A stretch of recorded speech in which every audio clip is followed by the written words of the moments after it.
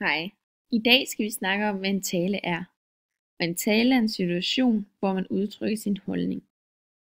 Talen har altid et bestemt formål, for eksempel at overbevise nogen om et politisk budskab, eller fortælle om fødselaren og hvor sød han er, og underholde med sjove historier til sin familie.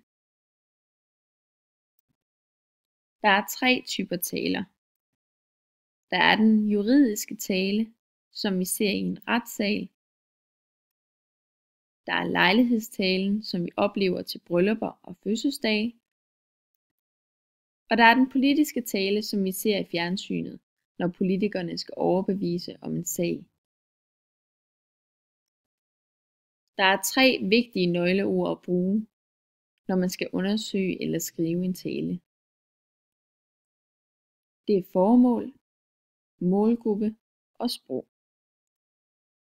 Hvis vi kigger på målgruppe, så er målgruppen den, man holder sin tale for. Det kan for eksempel være en dommer, eller sin familie, eller nogle politikere. Formålet er, hvorfor man holder sin tale.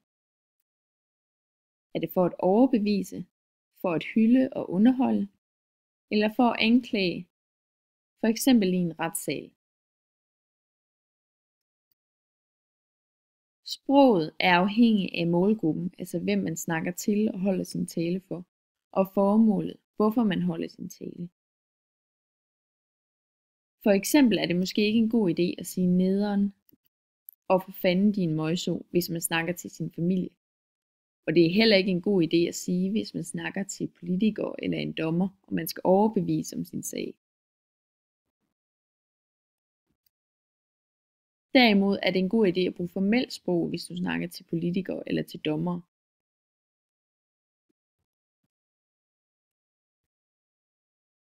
I den juridiske tale er formålet at anklage eller forsvare en sag. Talerens sprog er formelt og fagligt, fordi taleren skal overbevise om noget. Målgruppen er dem, der er tilknyttet sagen og er i den her retssag. I lejlighedstalen er formålet at hylde eller underholde. Taleren bruger et talesprog, fordi taleren snakker til sin familie og sine venner til et selskab. Familie og venner er målgruppen i en lejlighedstale. I den politiske tale er formålet at overveje eller overbevise om politiske spørgsmål. Taleren har et formelt sprog, igen fordi taleren skal overbevise om en sag, og målgruppen er befolkningen eller en politisk sammenkomst.